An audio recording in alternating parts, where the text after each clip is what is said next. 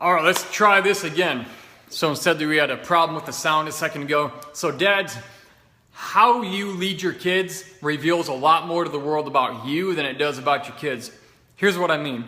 I've had my kids in Brazilian Jiu-Jitsu for the past year and a half. It's been open near our house. And if you don't know what Brazilian Jiu-Jitsu is, just watch UFC. And when they go to the ground, they're fighting each other, pummeling each other in the cage on the ground. That's Brazilian Jiu-Jitsu. And I realized on my run today, I just got back from my first 4-mile run today. I'll do a few of them today. And one reason I run is because when I run, there's something that happens in my head where things get revealed to me. And I don't want to sound ultra mega spiritual, uber crazy. They just do. It's so much more than a physical activity. But I realized something on my run. Why have I had my kids in Brazilian Jiu-Jitsu for the past year and a half since it opened, like 100 feet that way out my front door? It's a Gracie Jiu-Jitsu gym. It's awesome. And I've been in there for the past 18 months also. Why do I have my kids in there? Well, I realized that me making it a mandatory thing for them to do Brazilian Jiu-Jitsu had a lot more to do with me than it did anything with them. Now, I believe in certain life skills.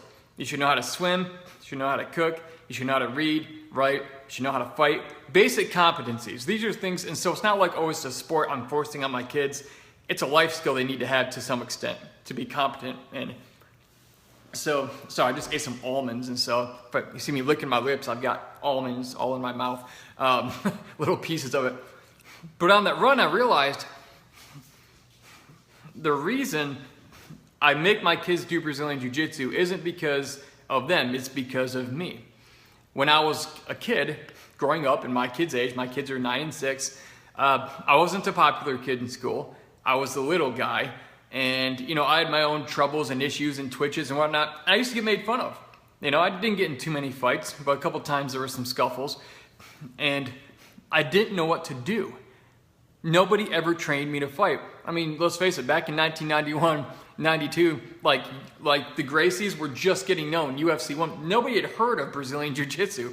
We had karate, which, I mean, it's a martial art, but if you get in a street fight, good luck if that's all you've got. It's better than nothing, but I mean, anybody who knows street fighting, martial arts, like Brazilian Jiu-Jitsu is where it's at. If it goes to the ground, that's what you need to know.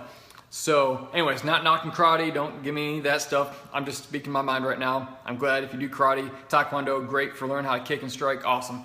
But here's the thing. My point here is that me having my kids in Brazilian Jiu-Jitsu had nothing to do with them. It had everything to do with me. Because I don't ever want my kids being in a position where they are in a fight or they're getting picked on by a bully on the playground and they don't know what to do, because that can be extremely detrimental to their health. They could get bones broken, they could get cut open, they could get, in worst case scenario, someone could die. And it's like, if my kids get picked on and they can't successfully defend themselves, that's my fault. My fault. My fault. My fault. If my kids are not competent in something, if my kids fall into a pool and can't swim, and something were to happen, God forbid, that's my fault. That's my fault as a dad that I didn't teach them how to swim. Now they know how to swim, and so they're pretty good at it. They're still a little touchy with it, but they know how to do it. I watched my 9-year-old, who's about, I can't see, but he's probably 3 foot tall, 50 pounds. He's in like the 1% of like the shortest. Like he's one of the smallest kids his age. And last week or 2 weeks ago, he was doing Brazilian Jiu-Jitsu with a kid about 30 pounds heavier and about a half a foot taller. And the kid got on top of him, and he got the kid off him, and he rolled him and threw him into the wall, and then grabbed him by the back and put him in a rear naked choke and choked the kid, made him tap. Now this is the smallest kid in the class. This is the kid who's passive. He's not super aggressive. But I've gotten him trained to the point where if somebody picks on him, who's his size or near it, even if they're a little bit bigger, he can jack their world up. And it's okay.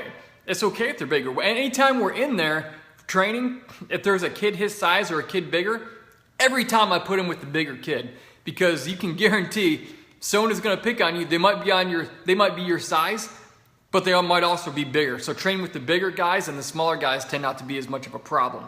All right, and so again, on this run today, I realized that the reason I require this of my kids isn't because of them.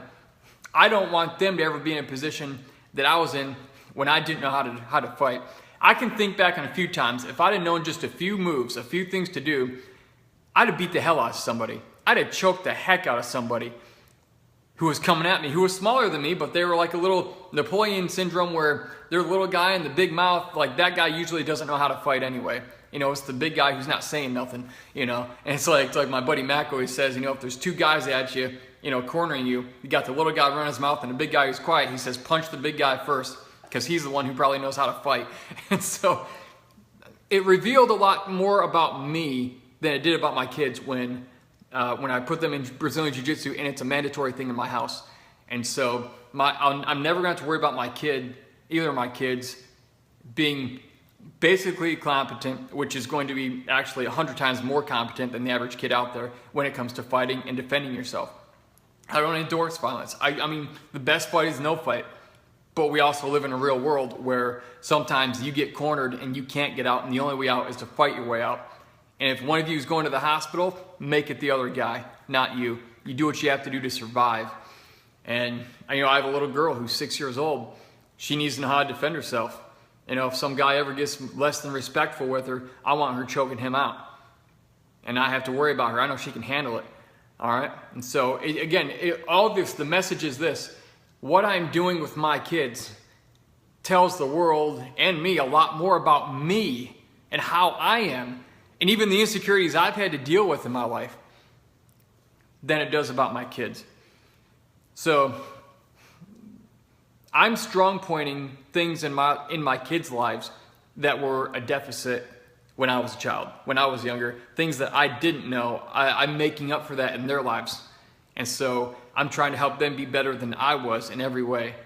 All right, and heck, my boy, he's only, 50 pounds? He's little. His arms are about that big around. We had the striking pads up the other day, and he was beating the crap out of those pads. If he'd have punched me in the face that hard, I'd have felt it.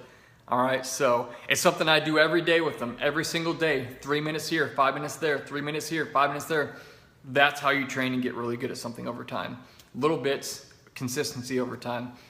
But it tells the world a lot more about me. So I want you to think about your life. What is it about how you're leading and raising your kids, Dad? If you're a dad or a mom, but I'm talking to dads here, but it's applicable to anybody. How are you to your kids, good or bad, and why? Does it have anything to do with them, or is it because of something from your past and you're trying to prep them so they don't have to deal with something you dealt with? It reveals a lot more about you and me than it does about our kids, and that can be a good thing.